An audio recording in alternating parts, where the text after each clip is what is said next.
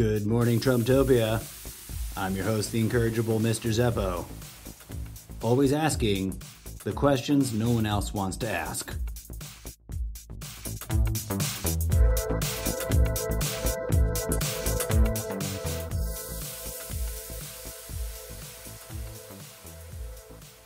Seriously, folks, what the hell was up with that trip to India just then? Remember? The President of the United States went all the way to India. I know that we've been bombarded with all kinds of other fear-mongering news since then, but whoa, did you catch any of the details there? Because seriously, that was one hell of a clusterfuck of what the fuck is going on. The two things I want to highlight out of all of it, because there was a lot, and there's too much for me to go into, right? Never mind that right-wing extremism seems to burst forth from the population of whatever country Trump graces with a visit or with lots of commentary about. Because seriously, folks, if you missed out on that, that's some really brutal news that's coming out of India. Hindus and Muslims are beating the shit out of each other. And yay for religious intolerance. From the birthplace of Buddha, religious intolerance is flowering like crazy. But that's, one cannot say that that is Trump's fault directly. Although he, of course, has not helped to prevent any of that from fomenting. No, the two things I want to highlight is that he had the motherfucking balls to attend a memorial service for Gandhi and walk away from that trip selling India with, $3 billion worth of military equipment? Hypocrisy. I called it out. Like, seriously, yo? And I want to double check because I don't want to be dead wrong about how much he got them to buy, but let's type in India buys helicopters. That should get us an article. They bought 24 Sikorsky MH-60R helicopters. For how much money? How much money did they spend? Apparently $2.12 billion for the 24 of those helicopters. Well, according to other headlines, a $3 billion deal. So the numbers are a little shaky, but he bought 25 some odd, almost 25 helicopters. I mean, he sold them, almost 25 helicopters, and also laid flowery wreaths at the memorial site for Gandhi. That to me is the kind of thing that, isn't specific to Trump, right? Any president could have gone to India, participated in a memorial wreath laying at the grave of Gandhi, and then walked away with a $3 billion? Yeah, $3 billion weapons deal to that country. Because they're all puppets for the war profiteers. But my point is, how many multi-billion dollar weapons deals does Trump need to make with other countries for the base to realize that he is, like everybody else who's ever sat in the White House in modern history, hijacked by the war profiteering military industrial complex that is the system of oppression that he claims to be fighting against? Are the troops home yet? I don't think they're home yet. Did they? Were they just having headaches, or were they suffering deep traumatic brain trauma because of retaliatory weapons being launched at U.S. bases after he assassinated somebody just on a whim? Right? Is this? I'm like, That's one of the, like, Trump is many things, my friends, and he has entertained many hypocrisies. But this one especially really sticks in my craw. This idea that his base has embraced, that he is magically a man of peace, that he is the last and only hope we have for lasting peace in the world. Meanwhile, he's generating profits for the war profiteers.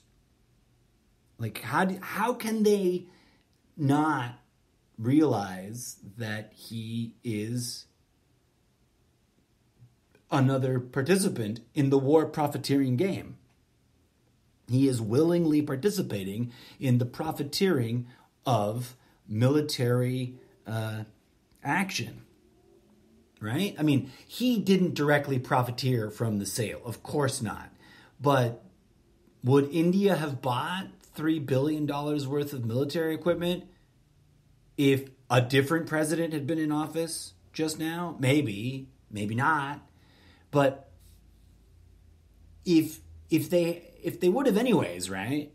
Because the military-industrial complex and the war profiteers are the biggest game going, then how can he pretend to be different from everybody else if he's doing all the same things that everybody else would have done? It really boggles the mind. But then again, no political base is a monolith, right? I don't pretend to imagine that the Trump base is one monolithic group that agrees consistently within itself about all kinds of things. Obviously, I was just having a discussion with my favorite Trump supporter / Q believer about whether or not this is something I posted was true or not. And not to change the subject, because I really want to stick to this India thing. But, I mean, it's just amazing that it hurts my brain. It hurts my brain, right? India, the birthplace of Buddha, the birthplace of Gandhi, two of the world's three most famous pacifists, right? If there are three world famous pacifists that no one can debate were truly about peace, it would be Buddha, Gandhi, and Yeshua himself. So, what the fuck, world? Then again, let's zoom out, right? I'm not trying to pin all of this on Trump himself. It amazes me how many people seem to totally miss my central nexus point about Trump. He's not to blame for all the problems in the world. He is merely the most ridiculous symptomology that is the poster child for all the problems in the world. That's a very different thing. But, different president, same old nonsense. We got to sell weapons, right? We got to sell weapons. Even though we pretend to be a Christian nation that pretends to believe in the teachings of Jesus Christ, although, we leave plenty of room, lot of wiggle room for the freedom of other religions, wink, wink, nudge, nudge. As long as you agree with us Christians, you're cool, right? It's just amazing that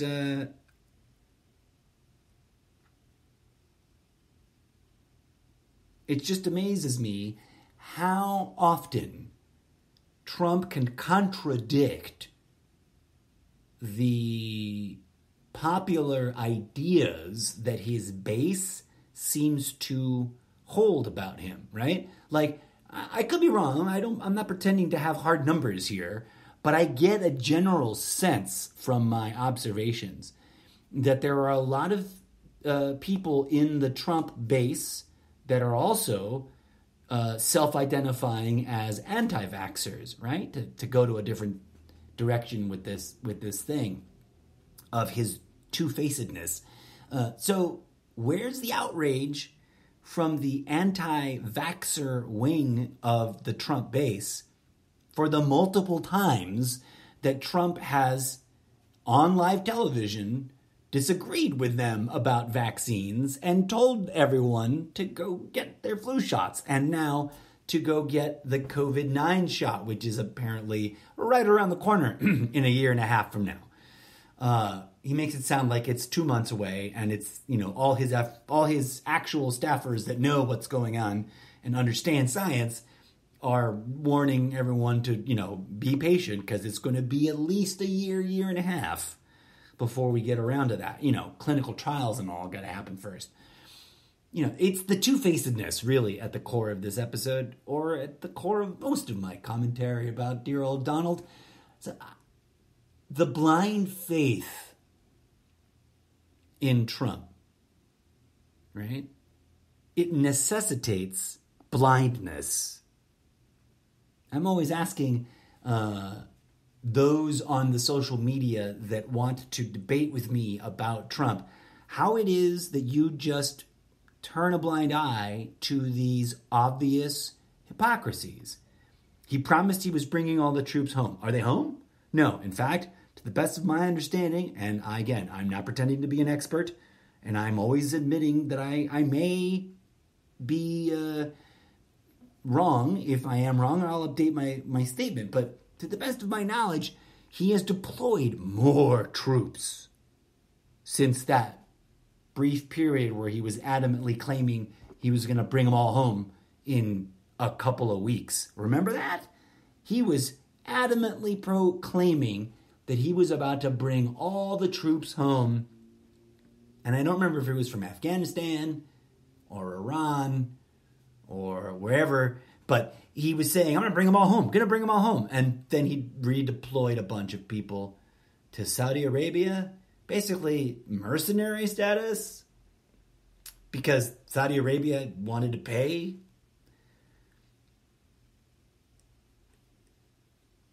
At every step of the way, Trump has blatantly, overtly, without any attempt to disguise it as anything else, been openly hypocritical about whatever he feels like being a hypocrite about.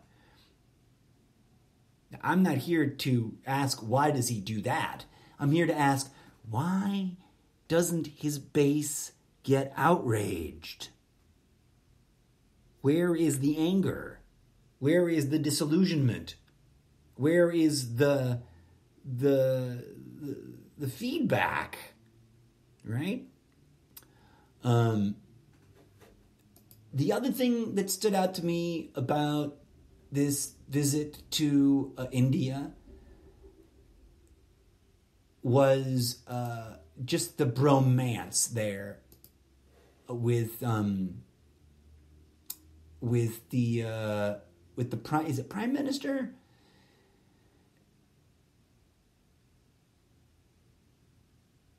Modi, right? Is his name? Narendra Modi, if I'm reading it right.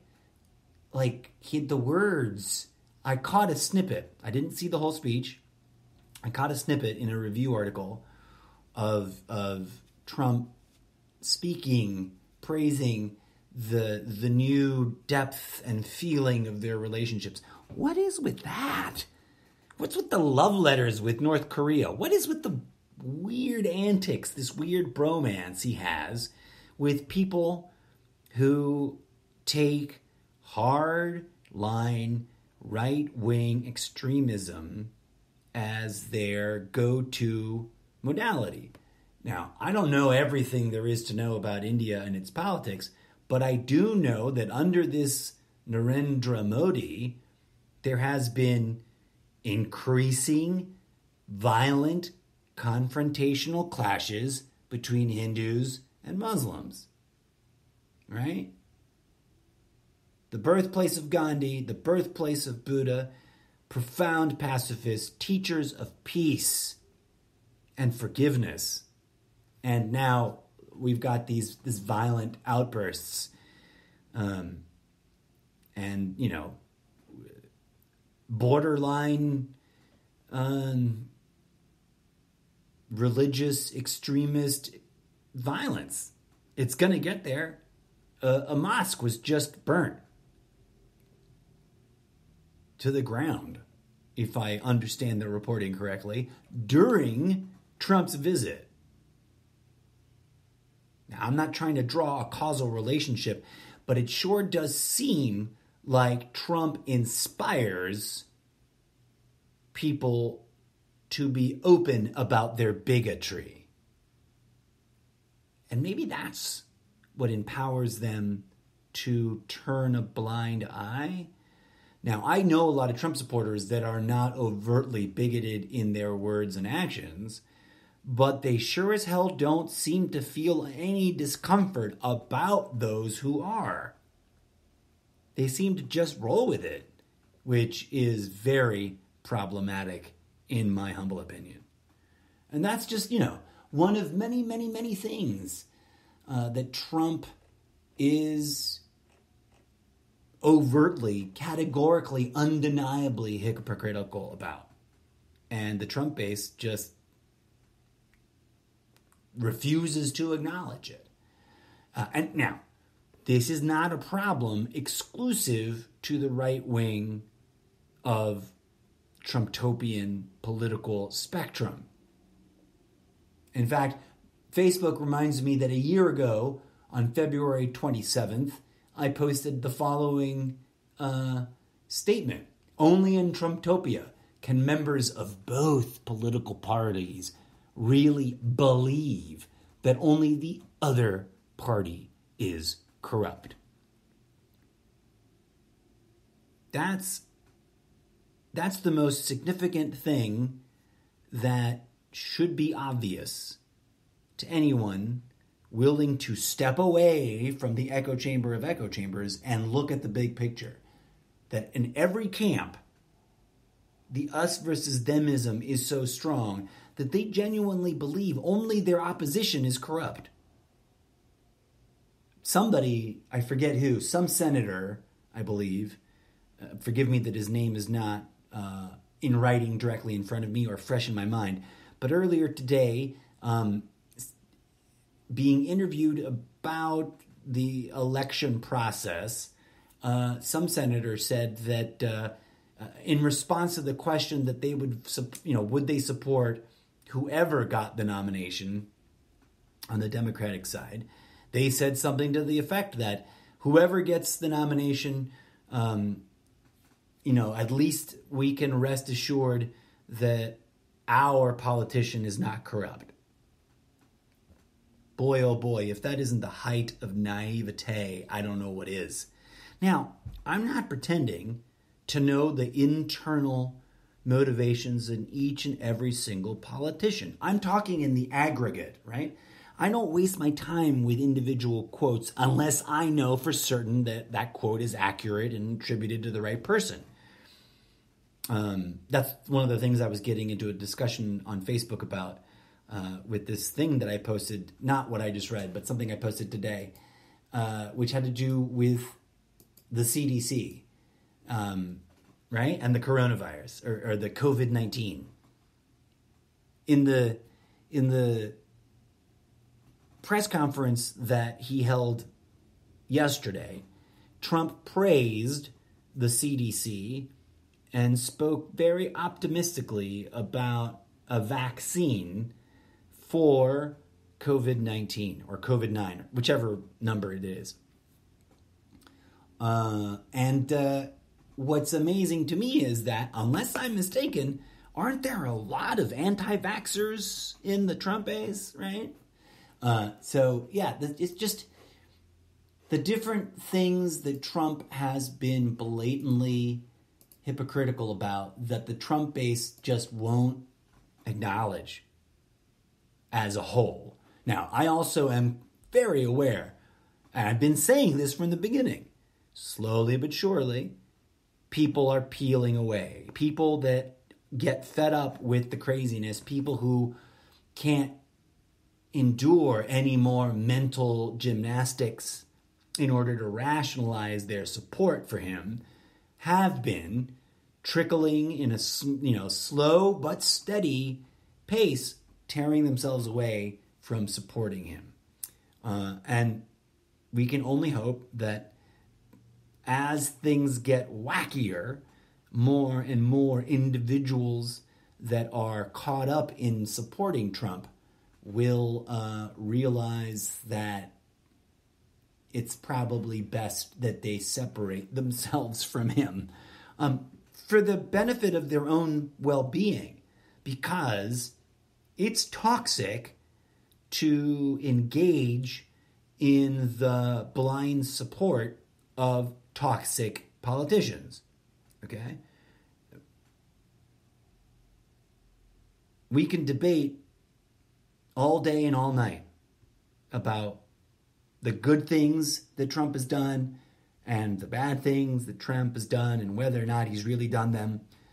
But on the surface of it, on the very front of it, it is clear to me, from my perspective, that Trump is unabashedly relying on toxic tactics, toxic social manipulation tactics. In fact, if I'm not mistaken, and again, this is something I haven't clicked through to read fully and then, dug up to see where it comes from, but I swear I saw a headline that I think I want to say was coming from Yahoo News, which is like, whoa, Yahoo News is still a thing? But if I remember correctly, I don't have it in front of me, forgive me, the headline said something about Trump's son-in-law, what's his name, with the 666 building, married to Ivanka, apparently on the record saying to somebody, and it getting out, I'm not on the record, that was a misstatement, because I don't know if he said this to a reporter or if he said this to someone else who then repeated it, right? But according to the headline, and I'll try to dig this up for a future episode, Trump's son-in-law, whose name currently totally has fallen out from my head and I cannot recall, is supposedly being reported out as saying that Trump knowingly lies to his base because he believes that they are that stupid. Now, this could be one of those things like the very, very, very first piece of apparently fake news that ever came out about Trump, which was anti-Trump content, was a quote attributed to, I believe, People magazine from, the mid-90s or something, somewhere in, more than 15 years ago, that he said he would, if he ever ran for office, he would run as a Republican because the Republican electorate is dumb. Something to that effect. It was later debunked as having never been actually put in print in People magazine. In other words, People magazine never printed that. Now, whether or not he ever actually said that somewhere, who knows, right? Whether or not that's an off-the-record comment that was then fake newsified by being attributed to People, who knows? But he certainly is an opinionated guy who loves to brag and say random crazy things, right? And that doesn't seem to see a problem with going to India, laying wreaths at the foot of Gandhi's grave, and then selling the Prime Minister of India lots of weapons of destruction. And I'd like to remind y'all, dear listeners, because like I said, Trump is not the source of the problem. He's just the current poster child symptomology of the problem. He's just the current puppet in the office of, master puppet in charge of pretending not to be a puppet. That wasn't very well worded. He's just the most current puppet in office. That was also very poorly worded. Forgive me, it's late, and I have not been sleeping well lately. And like I've always said, this show is unscripted. It's raw. It's real. It's me hitting record and talking to you. So it ain't always going to be, spit polished and super shiny. But what's my point? What was my point? And I'm not even smoking any weed right now. Damn. It's the lack of sleep.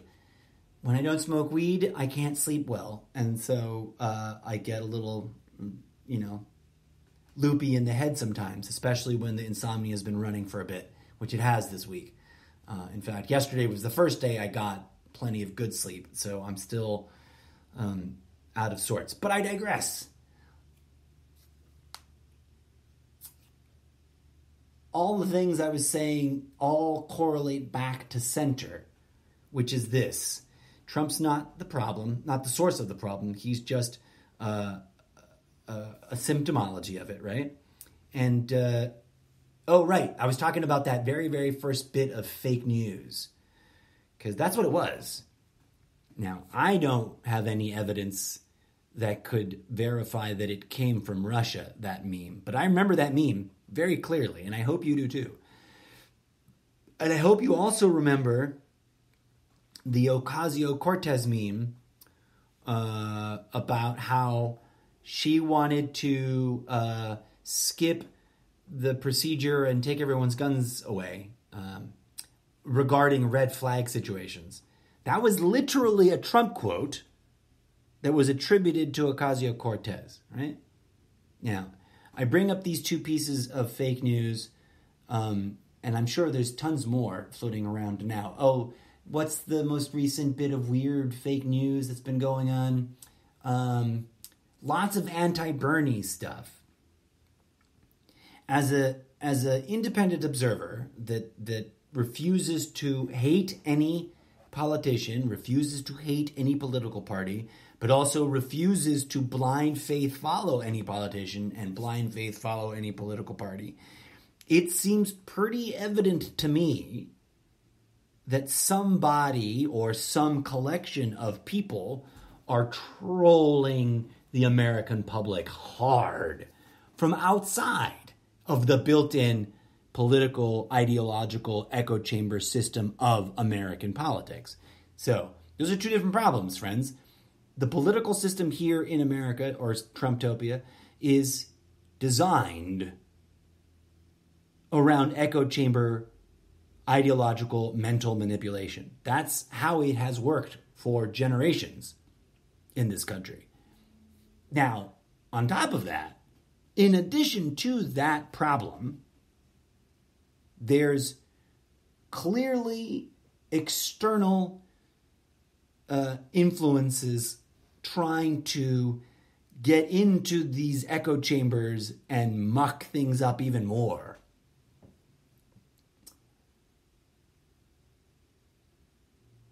If we're going to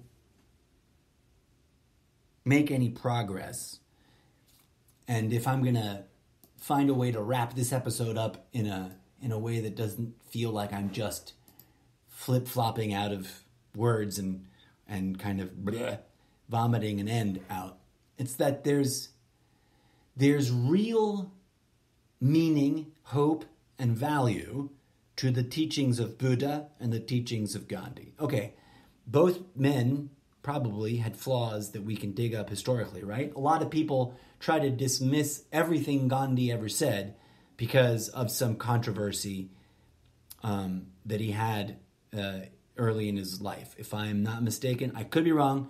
There are some accusations that he was a bit of a misogynist at one point in his life. And I'm not clear on that. I don't know one way or the other. What I do know is from the text that I have read, from the words of his that I do know are true, are truly his, and the same with, the teachings of Buddha. From the core teachings of Buddha that we can generally assume are correctly attributed to Buddha, we can learn some valuable lessons, I think, about transforming our world through peace, through healing, most importantly. And here we are, literally facing a bunch of fear-mongering around a virus that, yes, is 20 times deadlier than the common flu, but is also fractionally nothing compared to air pollution, right? And this seems way off topic now because I titled this episode about India, but it's really about Trump's hypocrisy. Here's all this hype, all this fear-mongering. Some of it is like, where's it coming from? Right? Why are there conspiracy theories about the coronavirus, this COVID-19, causing zombie-like effects? Why is there fear-mongering, conspiracy nonsense flowing through social media about COVID-19 actually being a manufactured nanotechnology artificial disease that's triggered by Wi-Fi and 5G? Like, what? If that were true, by the way, wouldn't there be a lot more than 60 some odd cases of the disease in the United States already, given that there already is a 5G network rolled out and active in the United States? I forget which phone company it is. Not all of them have gotten there, but in terms of like beta testing 5G, they're doing it here in country, right? The Super Bowl, unless they were lying, the Super Bowl was touting that they were showcasing 5G at the stadium. That stadium was drenched in 5G. So why didn't everybody die of coronavirus? I digress. Those are all delightful tangents, but if there's something to be gleaned from the whole situation, it's this. We live in hypocrisy, right? We live in a hypocrisy of pretending to be Christians, but not really understanding and or practicing Christ's teachings. And I want to say the same thing about Buddha's teachings and Gandhi's teachings and just about everybody who ever sat up and sacrificed their life to say to the world, yo, we're doing it all wrong. And if we just tried to love each other and heal each other through forgiveness and, divine magic that is inherent in us and that we've been convinced to believe is not true, everything would get better. Like, that's what they said. That's what Jesus said. If you were to analyze the totality of his teachings, you could reduce it down to the statement of forgiveness and divine energy is your birthright. You should use it. God is you, you are God. Stop denying that about yourselves and, stop doing all these horrible things to each other. Not as like directives, but rather as guidance that we have the power within us to achieve those goals. Trump is a hypocrite because our society is hypocrisy. Trump is a puppet for the war profiteers because the entire human species has sold itself on an addiction to profiteering on meaningless war.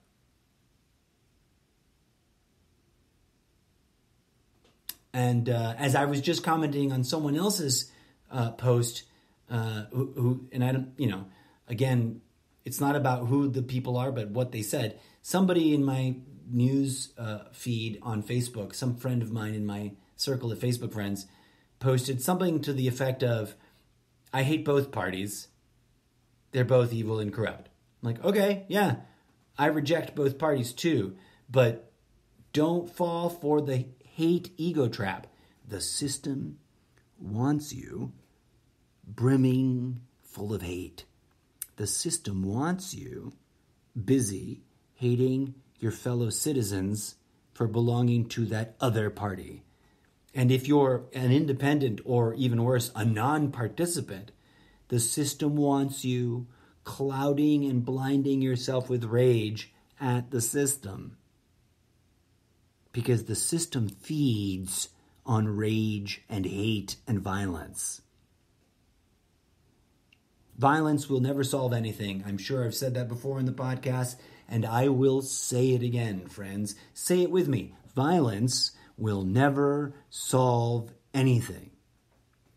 And the more we choose violence as a tool, the more we just traumatize ourselves, each other, and future generations.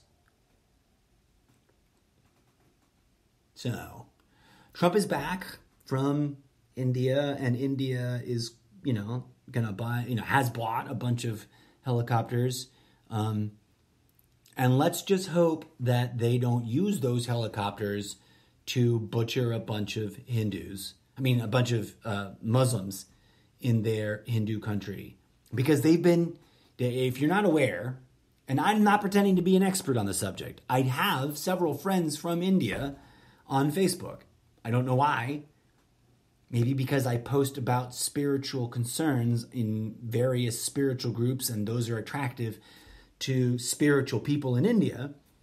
But one thing I do think is true, and trust me, Indian politics seems way more convoluted and complicated than American politics in terms of the parties and what they do and what they stand for. But something that does seem to be happening there is an increasing Hindu conservatism, or if we might say Hindu right-wing extremism, that's unleashing violence against Muslims under the excuse that, terrorism is exclusively a Muslim problem. By the way, it doesn't matter where you're from. If you think terrorism is exclusively a Muslim problem, you clearly haven't read any scrap of Christian history. We'll have to put a pin in that, because that's a big deep dive episode for another time. But seriously, folks, the Catholic Church used to have the exclusive on terrorism. But we'll talk about that more some other time. Now that he's back from India and, has closed yet another brilliant war profiteering deal, I really hope that that all this alarmism around coronavirus or COVID-19 or COVID-9 or whatever it's called doesn't distract from this bizarre hypocrisy, this two-facedness Trump has about war. But maybe they don't care, right? It just shocks me when Trump supporters talk about how he's a man of peace and yet also applaud him for having said, quote, and this I know is true because I watched it live, and I'm paraphrasing. I'm not going to get it word for word exactly right. War? I love war. Yes, even with nukes. With nukes, I love war. Something to that effect. At any rate, friends, Trumptopia is a mental construct, not exclusive to Trump. It's this self-righteous notion that only we can solve the problems. Trump literally said, only I can fix it, right? What has he fixed? I don't see much fixedness here. Yes, the employment rate for African Americans is the highest it's ever been. But quite frankly, that happens every year when it comes to economic trends. Every time a new president comes into office, they take credit for the momentum that they inherited from the previous, or they blame the previous president for if there's good momentum in a trend, they take credit for it themselves, even though it's physically impossible that they had done anything in the first 2 years to have caused that exclusively themselves, right? And if it is negative momentum, they blame outright everything on the previous administration. Ridiculous. Anyways, I'm going to stop rambling at you folks. I'm going to thank you humbly, as always, for tuning in and listening to me ramble about stuff and things. And seriously, can we please hold each other accountable for our best interests instead of attacking each other over which ideological construct is most righteous?